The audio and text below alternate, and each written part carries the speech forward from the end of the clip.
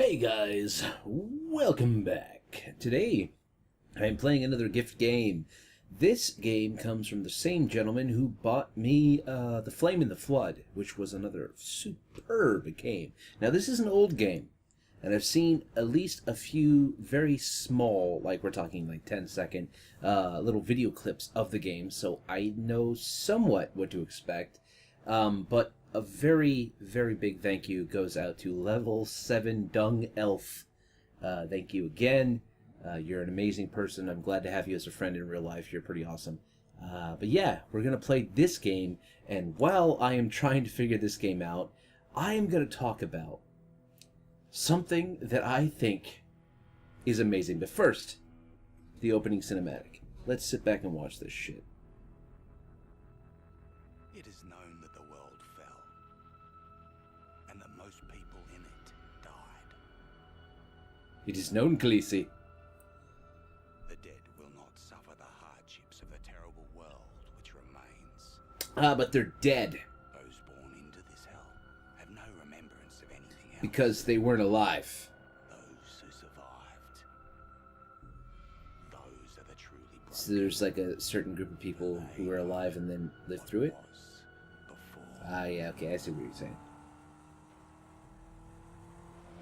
See, a lot of people hate the original Mad Max, and it is a depressing movie. Oh my god, it's depressing, but I actually really like it. It's not my favorite Mad Max, not by any stretch. My favorite Mad Max is probably going to be, probably Thunderdome, but maybe not. I mean, honestly, the second one's probably my favorite one. The Road Warrior, if I remember correctly, is what it's called. That's probably my favorite one. But really, I mean, the Thunderdome and Road Warrior are amazing movies, but the first movie really does set it up.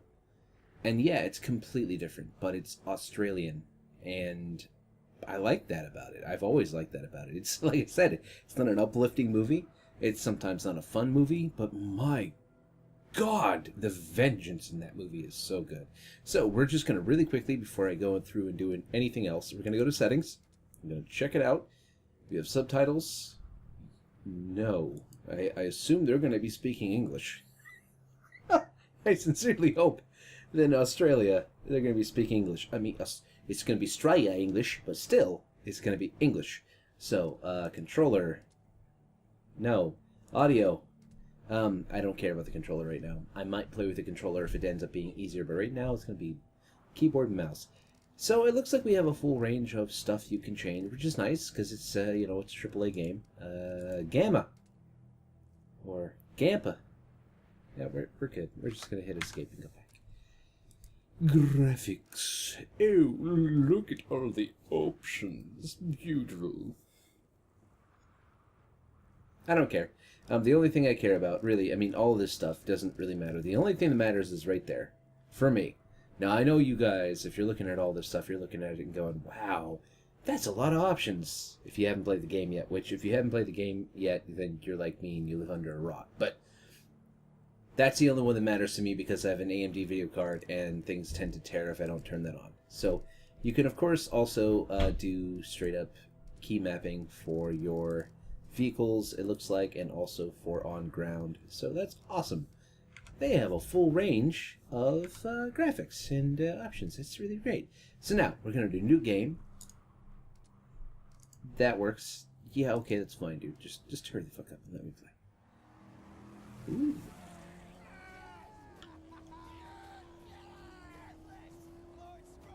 Scrotus.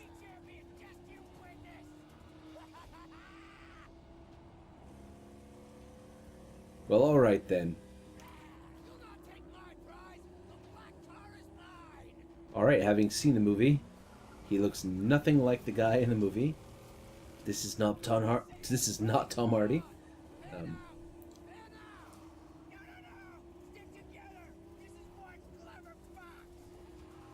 Alright, so he's a fox. Oops. He was one such man, one who had lost all, over and over, and to this he had lost his sanity. His was a never-ending journey away from the phantoms of his past. He believed he could silence the cacophony in his mind and find peace beyond a place he called the Plains of Silence.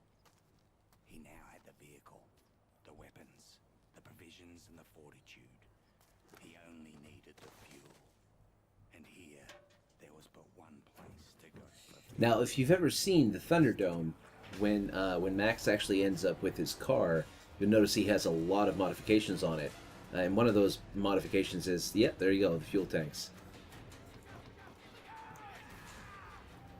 Ah, he's such a badass. Even in the new movie, he's still a badass. More human than I think they made him out to be in a lot of the other movies, but definitely a badass. Look at this ridiculous vehicle. And he just jumps 20 feet and he's fine. Listen, my apostles of Arthur. You've hunted well. So, as we're watching this overplayed cinematic, I'm sure everyone has already seen, I wanted to talk about something, and I'll turn it down for this part. I wanted to talk about something that is, it's recent, and it's amazing, and it's the hooking up of Chris Ray Gun and Laci Green. And I'm going to put it in this video because I might make just a 2-minute little blurb to state what I think about the whole thing in detail. And here it is. It's none of my business. It's nobody's business. They're fucking. They seem to be happy. Fuck you if you have an opinion that's other than that. Really? Now. Really. Fuck you. I don't like Laci Green. I don't. I mean, I think she's hot, but I think that her politics and her ideas and the way she has acted throughout the last 5 years has been just, at best, misguided, and at worst, abhorrent. It's just terrible. But I still wish both of them the best. I really do. I think they make a cute couple, and I think Chris is a really interesting person. His politics are definitely pretty interesting. That's disgusting. He's still alive, of course he is. Why wouldn't he be? I think that they have a chance to be happy. And the most telling thing for me is that the people that are anti-SJWs, people who used to be SJWs like myself, people who have never been SJWs because they thought they were ridiculous, they look at both of these two people who are enemies and they go, wow, well, I hope that they have the best. I wish them the best. Generally speaking. I mean, there's a few on the far not feminist side that are kind of like, well, you're both shills, but I mean, we're talking like angry MGTOW type people, right? I'm not saying that that's what he said. I'm saying those are the kind of people that you can expect to be really pissed off. It's the tribalistic people, the people who are invested in the identity that they've adopted. I don't consider myself an anti-SJW. I'm just not an SJW. I don't consider myself an anti-communist. I just know that I am a capitalist. You know, I don't consider myself an anti-feminist. I just think that feminism is stupid for the most part. I'm willing to be open to any other ideal. I really am. If you've got some evidence to point me in another direction, I'm going to listen. And the reason is, I've been proven wrong. I was an SJW. I actually did believe all the things that these crazy fuckers believe. And I believed it full-heartedly. I haven't changed that much, really. It's just the only thing is now, I don't jump on a bandwagon and just attack people because they don't believe what I believe. You know, I think first, and then I try to consider what the other side's predicament's going to be and what's the best solution for everybody, and mostly I consider what's going to give people the most freedom. That's it. That's what differentiates me from an SJW. I still believe in gay rights. I still believe in transgender rights. I still believe in freedom of speech. I still believe in representation. I still believe I still believe in justice for all equally, regardless of whether you have a lot of money. And yet I am no longer an SJW. I believe in most of the stuff they believe in. I just don't believe in their behaviors. So I wish Chris and Laci well. I really do. I hope that if they actually become a real couple, that they they work out. Honestly, I mean, because they both seem like good people. Laci has been misguided for a long, long time, but I actually hope that they work out. I have always liked Chris. I think his humor is amazing. I think he seems like a really nice person, a really talented person. Okay, I'm gonna drink some water now. But yeah, I mean, I have nothing against Laci other than the fact that she's done some shit in the past she still hasn't really atoned for. I can't hold it against her that she's tried to find some sort of happiness with a guy that she might have opposed in the past. But that's it. That's all I wanted to talk about. That was about 4 or 5 minutes of me just waffling on about the same shit.